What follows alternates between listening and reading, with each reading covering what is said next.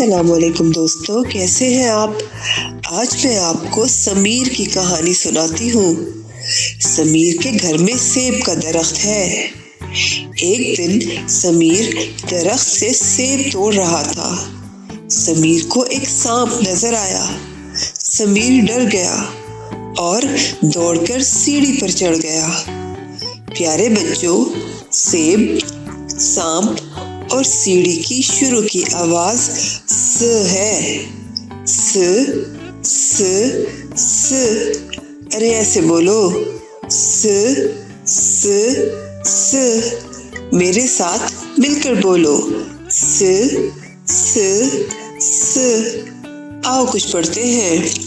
س سیب، س سانپ، س سیڑھی، س سیب، س سانپ، س سیڑھی، س سیب، س سانپ، س سیڑھی۔